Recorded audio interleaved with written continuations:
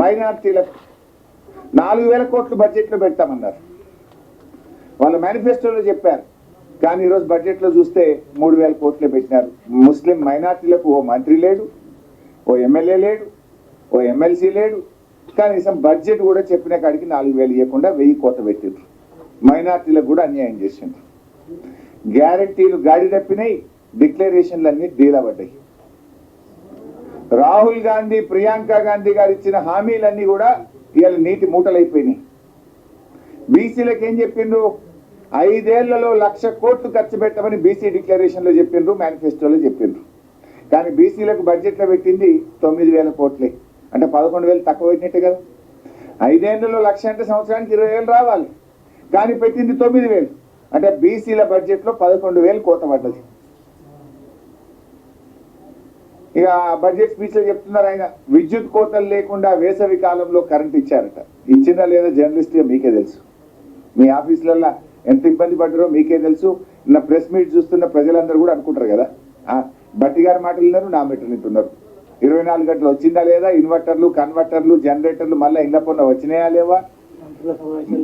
మంత్రుల సమావేశాలు ఎన్నిసార్లు కరెంట్ పోతే మీరే ఫోటోలు వేసిండ్రు, మీరే టీవీలలో చూపించిండ్రు. చీకట్ల క్యాండిల్ పెట్టుకొని మంత్రులు రివీల్ చేస్తున్నారు. మేము ప్రాజెక్టులను, పెండింగ్ ప్రాజెక్టులను రన్నింగ్ ప్రాజెక్టులు చేసి ఇవాళ రాష్ట్రంలో లక్షల ఎకరాలు కొత్త ఆయకట్టు తెచ్చాం. అఫ్కోర్స్ ఇరిగేషన్ పద్ధతిలో గట్టిగా మాట్లాడతాం. అక్కడ కూడా ఇవాళ ఒక అవాకులు చెవాకులు పెరిగింది. ఇరిగేషన్ కూడా బడ్జెట్ కేటాయింపులు తగ్గినాయి. పోయినసారి మేము 26,885 కోట్లు పెడితే ఈ ప్రభుత్వం మంత్రి గారు తన ప్రసంగంలో చెప్పారు 22,301 కోటి పెట్టినట్టుగా చెప్పారు. 22,301. అంటే ఇరిగేషన్ కు కూడా కేటాయింపులు తగ్గినాయి. దళిత బంధు గురించి ప్రస్తావన లేదు. మేము 10 ఇస్తే వీళ్ళు 12 ఇస్తామని చెప్పి మరి వాళ్ళ దళిత డిక్లరేషన్లో పెట్టారు, మేనిఫెస్టోలో పెట్టారు, బాండ్ పేపర్ల మీద రాశారు.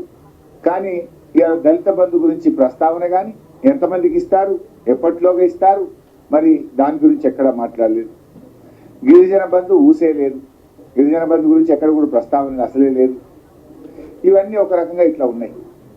ఇకపోతే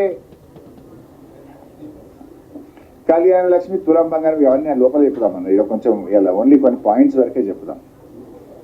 ఇకపోతే ఆసరా పెన్షన్లో ఇందాక నేను చెప్పిన 7,437 కోట్లు పోయినసారి పెడితే ఈసారి 7,376 కోట్లు పెట్టింది. అంటే కొంచెం తక్కువ చేసారు బడ్జెట్ ఎస్టిమేట్. 7,437 లాస్ట్ టైం ఉంటే ఈసారి 7,376. అంటే పోయినసారి కంటే తగ్గింది. అంటే ఇప్పుడు ఈ ఏడాది కొత్త పింఛన్ ఇయ్యరు, భర్త చనిపోయినా పింఛన్ ఇయ్యరు, ఇంటికి 2 ఇయ్యరు, 4,000 ఇయ్యరు, అన్ని వస్తాయి అన్నట్టు కదా. ఇంకేమైనా కమ్మి పెట్టుడే తప్ప ఇచ్చులేదు. ఇక పోయినసారి 7,437 ఉంటే ఈసారి 7,376 చేసిండు. అఫ్కోర్స్ ఎస్సీ కాంపోనెంట్ వేరే ఉంటుంది, అది ఇది కలిపినా పోయినసారి కంటే తక్కువనే ఉంటుంది. అంటే కొత్త పెన్షన్లకు మంగళం పాడిండ్రు, 4,000 ఇస్తామని చెప్పి మోసం చేసిండ్రు. ఇకపోతే ప్రభుత్వ ఉద్యోగులు బడ్జెట్లో ఉద్యోగుల కేటాయింపులు ఏం పెరగలే. పెన్షన్లు, జీతాల విషయంలో 3 పాయింట్స్ ఉన్నాయి. ఇక్కడ 4 పాయింట్స్. నార్మల్గానే ఎంప్లాయీస్కు 5 to 10% పెరుగుతుంది. ఈ ప్రభుత్వం 5 DL బాకీ పడ్డది. 5 DL బాకీ పడ్డది. ఈ 5 DL ఇస్తే కనీసం 8,000 కోట్లు అదనంగా కావాలి. 8 నుంచి 10,000 కోట్లు అదనంగా కావాలి. దానికి ప్రొవిజన్ లేదు. పిఆర్సీ పెండింగ్ ఉంది కదా, ఆల్రెడీ మొన్ననే చేసేది ఉండే, ఎక్స్టెండ్ చేసిండు. మీరు అక్టోబర్కు ఎక్స్టెండ్ చేసిండు. అక్టోబర్లో పిఆర్సీ నివేదిక వస్తే ఎంత లేదన్నో 25-30% పెంచాలి కదా. మీరంతా కేసీఆర్ లెక్క ఎట్లా పెంచారు? మీరు కేసీఆర్ గారు 73% పెంచాడు. 2 పిఆర్సీల్లో 73% పెంచాడు. ఎంత లేదని 30% అనే పెంచాలి కదా. తక్కువ. మరి కేసీఆర్ కంటే ఎక్కువ వేస్తే ఇంకా మంచిది. వి వెల్కమ్, పెంచాలనే కోరుకుంటాం. మరి ఆ పిఆర్సీ ప్రస్తావన కానీ దాని కేటాయింపులు బడ్జెట్లో లేవు. మూడవది 2 లక్షల ఉద్యోగాలు మొదటి సంవత్సరమే ఇస్తామన్నారు కదా. మరి దానికి కొత్త ఉద్యోగులు వస్తే వాళ్ళ జీతాలకు తగ్గ బడ్జెట్ పెంచాలన్నా వద్దా? దీన్ని బట్టి ఏమర్థమవుతుంది? 5 DAల గురించి ప్రస్తావన లేదంటే ఇచ్చేటట్లేరు, ఎగబెట్టేట్టున్నారు. PRC కోసం పెరిగే దానికి అనుగుణంగా నిధుల కేటాయింపు పెరగలేదు అంటే PRCని కోల్డ్ స్టోరేజ్లో పెడతారా అని అనుమానం కలుగుతున్నది. మూడవది 2 లక్షల ఉద్యోగాలు ఇస్తే 2 లక్షల మందికి బడ్జెట్ కేటాయింపు ఉండాలి కదా, ఒక్క రూపాయి కూడా పెంచలే. అంటే దీన్ని బట్టి 2 లక్షల ఉద్యోగాలు కూడా నిజంగానే ఇస్తారా ఇయ్యరా? 8 నెలలు అయితే అయ్యేపోయింది, ఉన్నది 4 నెలలు.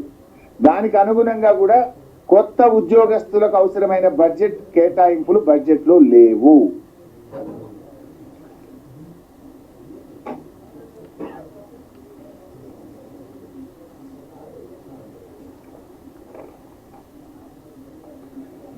ఇకపోతే